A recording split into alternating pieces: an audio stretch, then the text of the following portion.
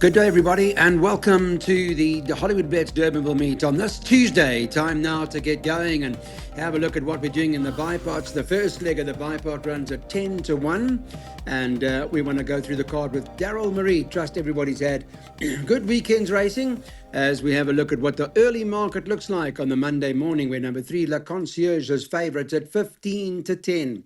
6, La Tessière, 3 to 1. The 2, Rhythm King, is at 33 to 10.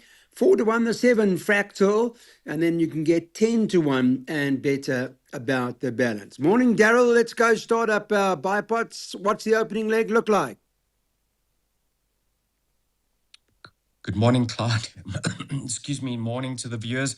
Opening leg, Clyde, I've decided to go 2 horses. I've got numbers 2 and 3. Let's start with number 2. He's a well-exposed 4-year-old. Lightly raced. He tends to run his best races at Durbanville, and I like this apprentice Sudu, so I think he's going to push forward. He's got the form behind him, especially at Durbanville. So I'm actually going to be leaning towards number 2, Rhythm King, as a likely winner. Backed him up with number 3, La Concierge. You can see first up as a gelding, cracking effort. Another hero had some nice form behind his name going into that race, and that was over 1,200 on a testing track. He now goes the extra 1,400 on a firmer track at Durbanville. 2 and 3 in the opening leg, Clyde. Let's have a look at that Bipot now. Up it goes, and that Bipot cost 384 Rand, as Daryl's got 2 and 3 by 1 and 6, by 145, by 1456, by 1348, by 1 and 2. No bankers in that Bipot, as you can see. We go to the place accumulator now, and here number 6, Palace Gift, in this 1,000-meter race, priced up at 22 to 10. Shortened in the betting from 5 to 2. Andrew Fortune riding for Shane Humby. 3, Black Erica, is at 5 to 2. The 5, She's Chosen, is 9 to 2. 1, Williams Woman, 11 to 2, with a 4, Ruby Rex, 11 to 2. And the 2, Moody Blue 7s, 14 to 1, the 7, Major Apollo. So all runners quoted in the race. Daryl, place accumulators and Bipots, I take it you're going a few. I've only got numbers 1 and 6. I've got a preference for number 1 of here, Williams Woman. Now, if you go to the race, you'll see it's a Club C stakes, and it favours the fairer sex. Strictly on their last encounter, Clyde, between numbers 1 and 6, you'll see that she's got the beating of Palace Gift, and she's bet off at the weights. In saying that, now Andrew Fortune takes the mount on number 6, Palace Gift. But one can argue that his best form is up the Kenilworth Straight. However, I don't foresee any issues at Durbanville. He has run a few places, and he gets much stronger handling in the irons. He should have finished closer last time out. But Michelle Rix's stable's absolutely flying, and with 52 to shoulder, let's favour number 1 over number 6.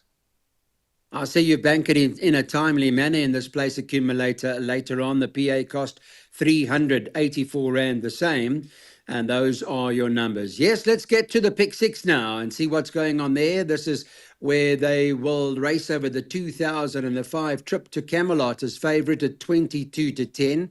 Also opened 5 to 2, so has shortened. One Chance Encounter is trading 28 to 10 after being at 3 to 1. So there's some movement for that as well. 4, back in the fast lane, 4 to 1 with the 6, Baltzi Rossi, 4 to 1. 5 to 1, number 3, Fort Liam. Number 2, Phantom Man, 7 to 1. And that leaves the 7, Noble Hero, at 20 to 1. Pick 6s. I see, again, I see you gone a few here. I've got numbers 1.5. Let's start with number 1. There is an equipment change. The cheek pieces come off Chance Encounter. Now, just looking at the running of the race, Clyde, I'm sure Phantom Man is going to push forward. That's his style of running. And Chance Encounter should, if breaking well, get the run of the race. So he's going to run a cracker. Number 5, Trip to Camelot. Look at that dam. That's the dam of King Pals and the Derby winners, Legend of Arthur and Hero's Honor. So now that he's stepping up to 2,000, I'm sure he's going to be a lot more effective being out of a Galileo mare. But Clyde, he still has to prove to us that he gets the 2,000 at this stage of his career. So he could be unexposed of this distance. And back in the fast lane, JP and back in the fast lane, you reunite. He's won both of his races aboard him to date, and he may prefer firmer because last time out he let the side down. So all of those numbers, 1, 4, and 5 in the pick six.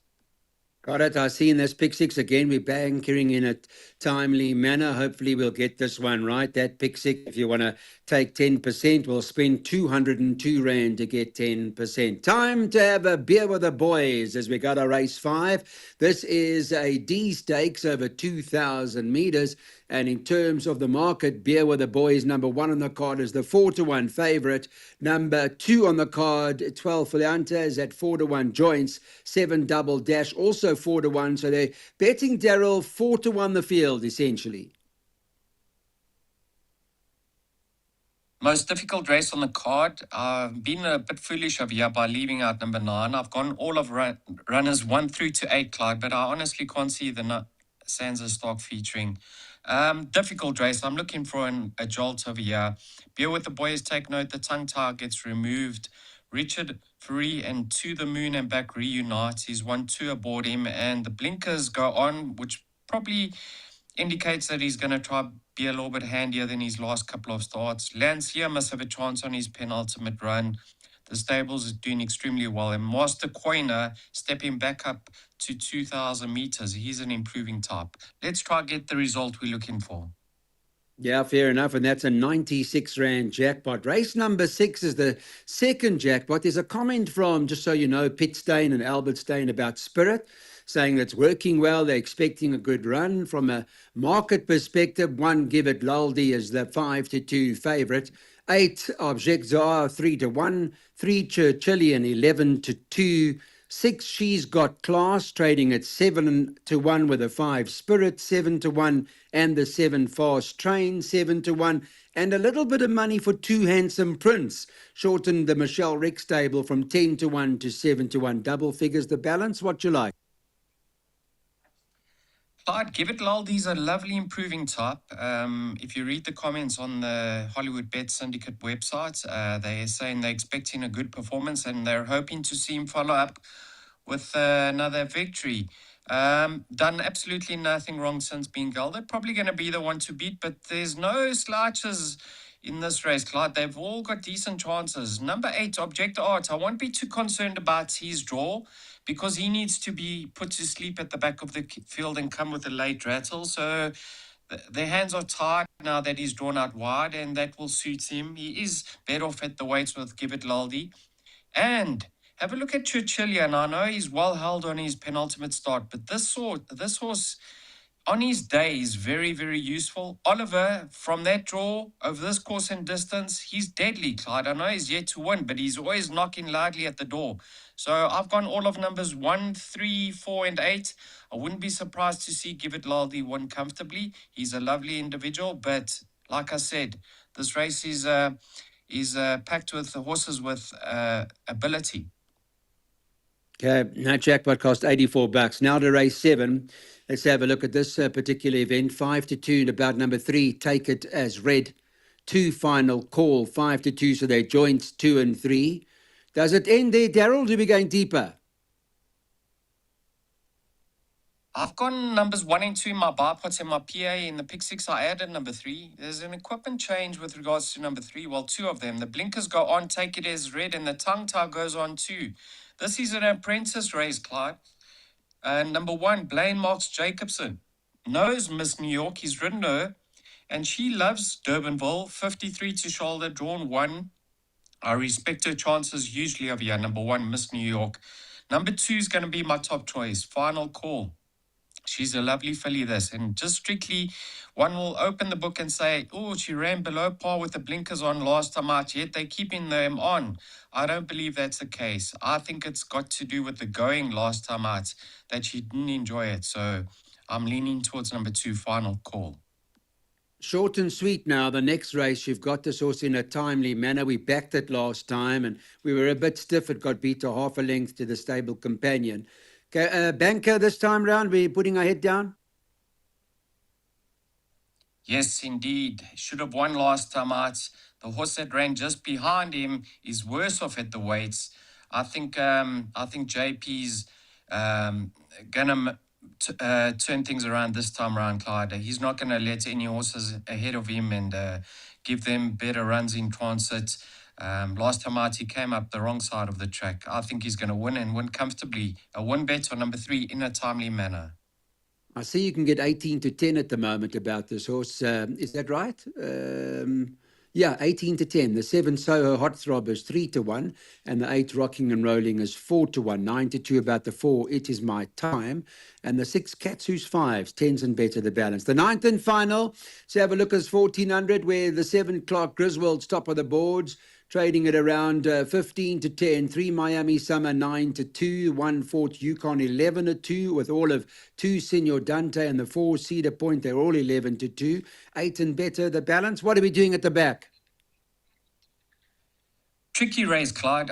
10 runners line up. I think 7 have got winning chances. Left out numbers 6, 8, and 9 in my perms. Number 7, Clark Griswold, lovely individual, improving. He's on the upgrade. He'll need them to go quite quick up front because he's going to be given a chance.